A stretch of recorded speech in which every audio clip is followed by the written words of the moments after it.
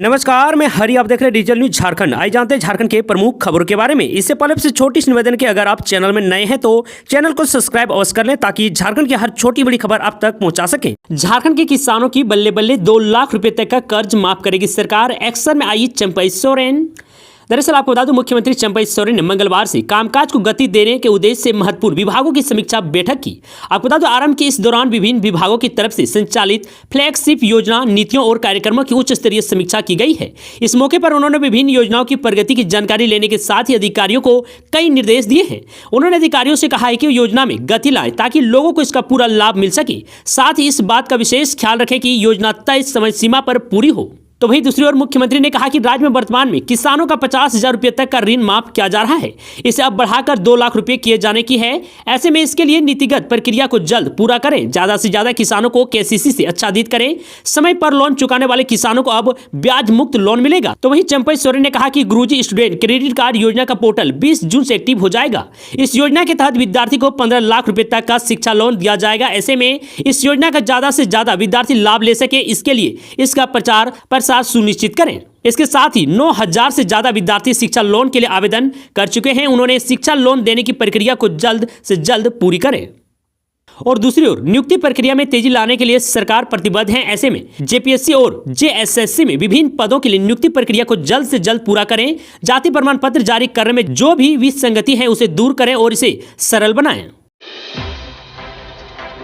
झारखंड में होगी शिक्षकों की बम्पर बहाली, सिपाहियों की भी होगी भर्ती। तो वहीं सीएम चंपई सोरेन का बड़ा ऐलान। दरअसल आपको बता दूं, राज्य सरकार एक बार फिर सरकारी विभागों में बहालियों की प्रक्रिया तेज करेगी। मुख्यमंत्री चंपई सोरेन ने मंगलवार को मंत्रियों और वरीय अधिकारियों के साथ विभागों की समीक्षा बैठक के बाद कहा कि चुनाव आचार संहिता के कारण रिक्तियों को भरने को लेकर नियुक्ति प्रक्रिया बाधित थी। अब बहाली की प्रक्रिया आरंभ होगी। 26,000 शिक्षकों की बहाली राज्य सरकार करेगी। इसके अलावा पुलिस और उत्पाद विभाग में सिपाहियों की नियुक्ति होगी। स्थानीय भाषाओं के लिए भी शिक्षकों की नियुक्ति होगी। आपको बता दूं, मंगलवार को कामकाज की प्रगति का भी जायजा लिया गया है। निर्देश दिया गया है कि जो कामकाज चुनाव के बीच में रुक गया था वह तेज किया जाए। हर योजना पर तीव्र गति से और समय पर काम करना है। खनन को लेकर भी समीक्षा होगी। और वहीं दूसरी ओर जेएसएससी पेपर लीक की जांच के लिए एसआईटी बनाई गई है। जल्द उसकी रिपोर्ट आएगी। मुख्यमंत्री ने कहा है कि अब वह आवास का आवंटन शुरू होगा। 1-2 दिन में फिर से प्रगति की समीक्षा होगी। तो वहीं इधर निकाय चुनाव पर भी हो रहा है चर्चा। मुख्यमंत्री चंपई सोरेन ने एक सवाल के जवाब में कहा कि राज्य में निकाय चुनाव पर भी विचार हो रहा है। इस संदर्भ में विमर्श किया जाएगा।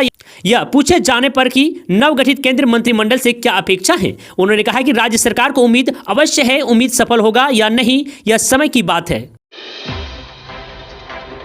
झारखंड में 28,945 शिक्षकों को मिलेगा नया टेब। शिक्षा विभाग ने जारी किया नया टेंडर। दरअसल आपको बता दें, राज्य के प्रारंभिक विद्यालय में कार्यरत 28,945 शिक्षकों को अगले माह टैब मिलने की संभावना है। झारखंड शिक्षा परियोजना परिषद ने शिक्षकों को नया टैब देने के लिए एक बार फिर टेंडर प्रक्रिया शुरू की है, जो कि अंतिम चरण में है। आदर्श आचार संहिता लागू होने के कारण इसे फाइनल नहीं किया जा रहा था। अब आदर्श आचार संहिता खत्म होने के बाद इसे शीघ्र फाइनल किए जाने की उम्मीद है। आपको बता दें, इससे पहले टेंडर प्रक्रिया शुरू करने के लिए चुनाव आयोग से मंजूरी ली गई थी। शिक्षकों को टैब देने के लिए केंद्रीय शिक्षा मंत्रालय ने समग्र शिक्षा अभियान के तहत वित्तीय वर्ष 2022 से 2023 में ही 10,000 रुपए की दर से 28.94 करोड़ रुपए राज्य सरकार को दिए थे। आपको बता दें, केंद्र ने कहा था कि राज्य सरकार चाहे तो इसमें अतिरिक्त राशि वहन कर सकती है। इसके बाद राज्य सरकार प्रति टैब के लिए अतिरिक्त 5,000 रुपए देने का निर्णय लिया है। इसी बीच कई बार टेंडर आमंत्रित किए जाने के बाद भी तकनीकी कारणों से यह फाइनल नहीं हो सका। अब एक बार फिर टेंडर आमंत्रित कर टैब खरीदने का प्रयास किया जा रहा है। हेमंत सोरेन की फिर बढ़ी टेंशन। जमीन घोटाला केस में आया नया मोड़। ईडी ने इस कारोबारी को भी दबोचा। दरअसल आपको बता दूं, जमीन घोटाला मामले में गिरफ्तार पूर्व मुख्यमंत्री हेमंत सोरेन से जुड़े केस में ईडी ने अब गाड़ीगांव निवासी जमीन कारोबारी शेखर महतो उर्फ शेखर कुशवाहा को गिरफ्तार कर लिया है। आपको बता दूं, रांची के सदर थाना में 1 जून 2023 को बड़गाई अंचल के पूर्व राजस्व उप निरीक्षक पर दर्ज केस में 12वीं गिरफ्तारी के रूप में शेखर कुशवाहा को ईडी ने पकड़ लिया है। आपको बता दूं, ईडी ने सदर थाने के उक्त केस में ही ECIR किया था, जिसमें पूर्व मुख्यमंत्री हेमंत सोरेन जेल में है। आपको बता दूं, जमीन कारोबारी शेखर कुशवाहा पर बड़गाई अंचल की गाड़ी मोजा में चेसियर होम रोड की 4.83 एकड़ जमीन की जाली दस्तावेज तैयार करने का आरोप है।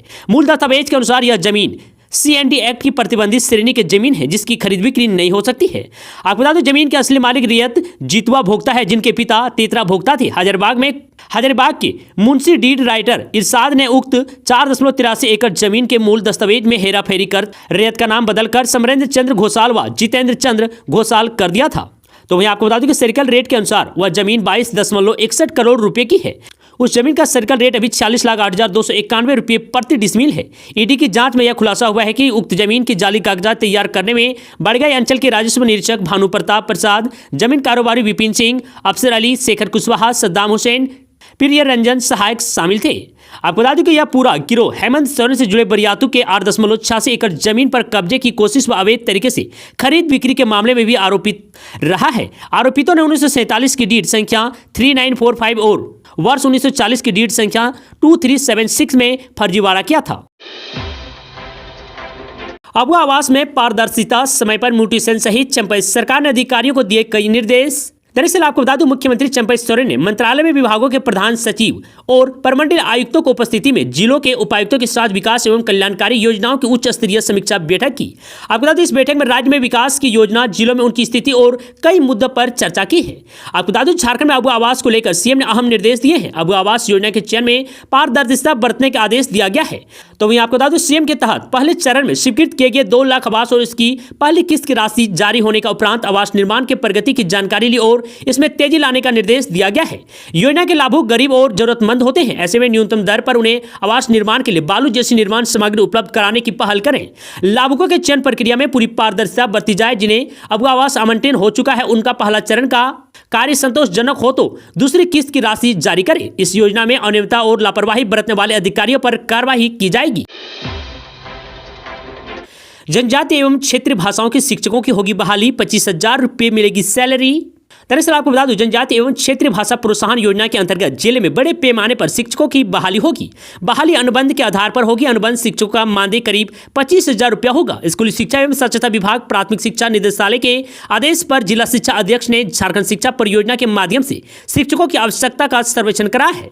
आपको बता दूं, झारखंड शिक्षा परियोजना के सर्वे में जनजातीय एवं क्षेत्रीय भाषाओं के लिए 250 से लेकर 900 तक शिक्षकों की आवश्यकता बताई गई है।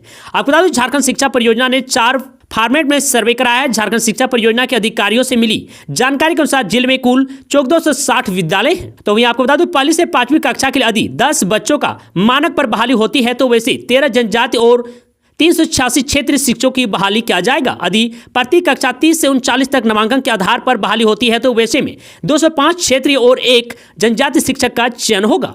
तो वहीं यदि इसकी संख्या 40 से 49 कर दिया जाए तो वैसे जनजाति 6 और क्षेत्रीय भाषा में 202 शिक्षक बहाली होंगे। इसी प्रकार चौथी कैटेगरी में वैसे स्कूल जहां पर कुल नामांकन 50 से अधिक हो तो ऐसे में जनजाति के 15 और क्षेत्र के 875 शिक्षकों की बहाली होगी। प्रेमी ने 6 दोस्तों के साथ मिलकर किया गैंगरेप, झांसा देकर नाबालिग प्रेमी को घर बुलाया, फिर दोस्तों को सौंप दिया। वीडियो भी बनाया गया है। दरअसल आपको बता दूं, धनबाद में एक नाबालिग के साथ गैंगरेप का मामला सामने आया है। यहां 14 वर्षीय लड़की के साथ 7 लोगों ने गैंगरेप किया है। आपको बता दूं, इन 7 आरोपियों में से एक लड़की का बॉयफ्रेंड भी है, जिसने नाबालिग को धोखे से बुलाया और अपने दोस्तों को सौंप दिया।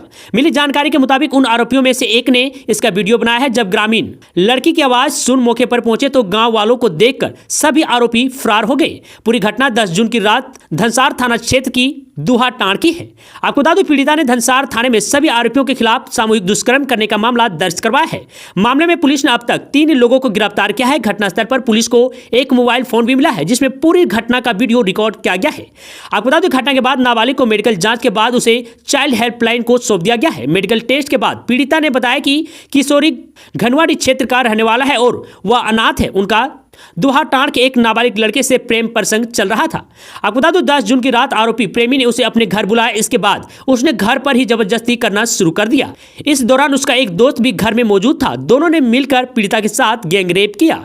बाद में उसे घर से नजदीक एक झाड़ी के पास ले गए। फिर आरोपी प्रेमी से 4 और बाद में उसे घर से नजदीक एक झाड़ी के पास ले गए। फिर आरोपी प्रेमी ने 4 और बालिग दोस्तों को बुला लिया और फिर बारी बारी से नाबालिग के साथ सबने गैंगरेप किया। इस दौरान एक दोस्त पूरी घटना का वीडियो बना रहा था। तो वहीं लड़की की चिल्लाने की आवाज सुनकर स्थानीय लोग वहां पहुंचे तो वहां दृश्य देख सभी आतंकित रह गए। एक युवक दुष्कर्म कर रहा था तो दूसरा का उसका वीडियो बना रहा था। स्थानीय लोगों को देखकर सभी आरोपी घटनास्थल से फरार हो गए। भागने के दौरान एक आरोपी का फोन वहीं गिर गया। लोगों ने घटना की सूचना पुलिस को दी। सहायक आचार्य नियुक्ति परीक्षा, झारखंड हाईकोर्ट ने जेएसएससी को दिया आदेश। 41 अभ्यर्थियों का अलग से ले एग्जाम। दरअसल आपको बता दूं, झारखंड हाईकोर्ट ने जस्टिस डॉक्टर एस.एन. पाठक की अदालत में सहायक आचार्य की नियुक्ति में प्रवेश पत्र नहीं दिए जाने से संबंधित मामले को लेकर सुनवाई हुई।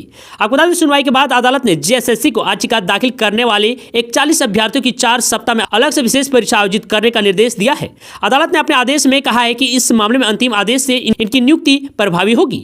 आपको बता दें कि अदालत ने जेएसएससी को 6 सप्ताह में अपना जवाब में दाखिल करने को कहा है। सहायक आचार्य नियुक्ति के लिए परीक्षा 12 जून से परीक्षा आयोजित होगी। इस संबंध में अमृता कुमारी व अन्य 41 अभ्यर्थी की ओर से हाईकोर्ट में याचिका दाखिल की गई थी। आपको बता दें, सुनवाई के दौरान प्रार्थी की ओर से वरीय अधिवक्ता अजीत कुमार व अधिवक्ता अपराजिता भारद्वाज ने अदालत को बताया कि सरकार की ओर से सहायक आचार्य की नियुक्ति को लेकर जेएसएससी ने वर्ष 2023 में विज्ञापन जारी किया था। अभ्यर्थी की ओर से आवेदन दिया गया था। इसी बीच सरकार ने वर्ष 2024 में नियुक्ति नियमावली में संशोधन कर दिया, जिसमें नियुक्ति, प्रमोशन और सेवा शर्तें में बदलाव किया गया है। प्रार्थियों को यह करते हुए प्रवेश पत्र नहीं दिया गया कि ये सभी संशोधित नियमावली की शर्तें को पूरा नहीं करते हैं। आपको बता दें, उसके अनुसार इनकी शैक्षणिक योग्यता भी नहीं है, जबकि एक अन्य अभ्यर्थी जो समान शैक्षणिक योग्यता रखता है उसे प्रवेश पत्र दिया गया है। ऐसे में अभ्यर्थी के साथ भेदभाव नहीं किया जा सकता है। इसके अलावा कोई भी संशोधन लागू होने की तिथि से सामान्य होता है, जबकि प्रार्थी ने वर्ष 2023 में ही आवेदन दिया था और उनका आवेदन स्वीकार भी हो गया था। ऐसे में नए संशोधन के बाद उन्हें परीक्षा से वंचित नहीं किया जा सकता है। पहली पाली में सुनवाई के दौरान अदालत ने मामले में जेएसएससी चेयरमैन को ऑनलाइन जुड़ने का आदेश दिया। तो वहीं दूसरी पाली में सुनवाई के दौरान JSSC chairman Prashant Kumar court में ऑनलाइन उपस्थित हुए और कहा कि अभ्यर्थी के संबंध में प्राथमिक शिक्षा निदेशालय मतभेद मांगा गया है, उसके आधार पर ही इनको प्रवेश पत्र नहीं दिया गया है। इस पर अदालत ने कहा है कि कोर्ट में याचिका दाखिल करने वाले सभी 41 अभ्यर्थियों की विशेष परीक्षा लेने की व्यवस्था की जाए।